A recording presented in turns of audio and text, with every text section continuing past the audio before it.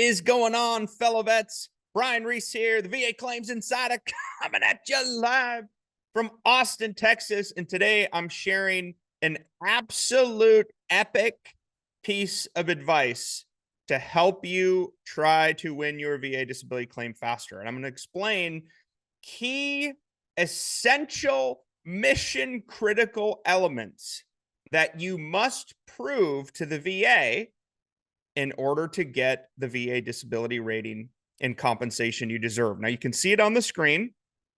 I've built this for you. It's called the VA Claims Insider Golden Circle.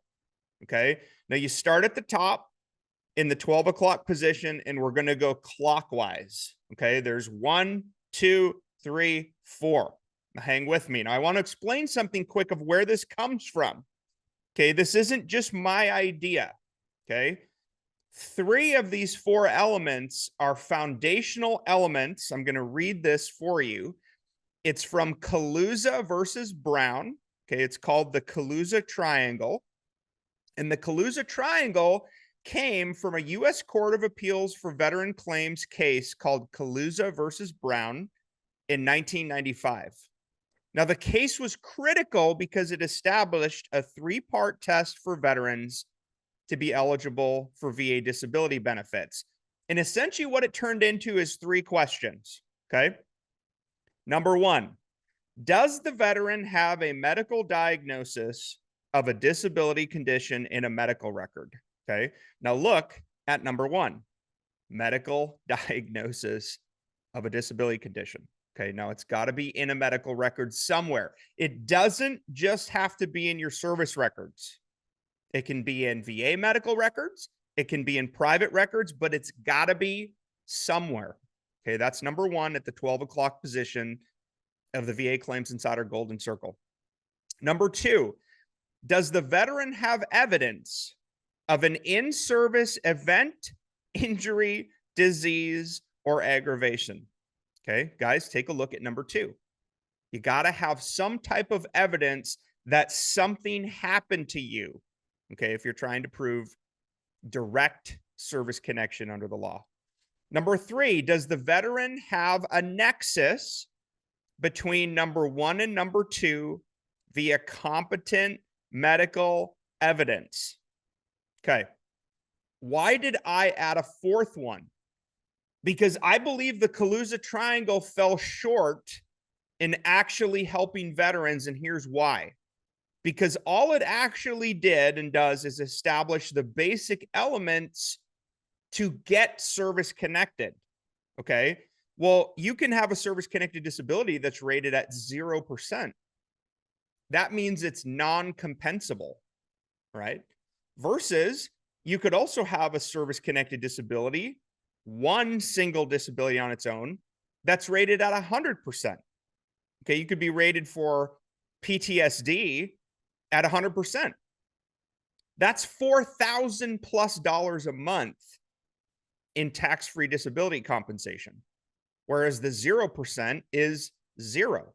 Okay, so what I've added here in the basic elements, these are the 4 things you need to prove before the VA to get VA disability benefits. I added severity of symptoms in terms of frequency, severity, and duration. Okay, because ultimately, the more severe your symptoms are, the higher the VA rating you're going to get for that condition. Okay. Frequency means how often. Okay. So how often is your disability causing negative impacts? Is it daily? Is it weekly? Is it monthly? Okay. How often are you having headaches? Twice a day? Once a month? Okay. That matters. Severity means how bad. So when you do have an episode or a flare-up or a mental health issue, okay, how bad is it? Are your headaches so severe that you've lost all your sick leave at work? Okay. Is it causing economic loss for you and your family? Maybe your headaches are so severe you have to lay down in a dark room for 8 hours. So you lose an entire day of productivity. And maybe that's also affecting your relationships. Okay. Severity, how bad is your disability affecting you? If it's a mental health issue, maybe you've got severe anger and you just lash out at everybody. Okay. You're a nightmare to be around. I know. I live this, y'all. I'm just like you. Okay. Maybe your panic attacks are so severe that you have to pull over on the side of the road to calm down.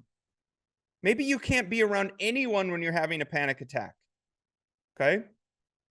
Severity, severity, severity. Severity of symptoms matters because it determines the disability rating percentage you're going to get for a condition. And then finally, duration. How long? How long does this happen? Does your PTSD episode put you out for a week, days, hours, minutes?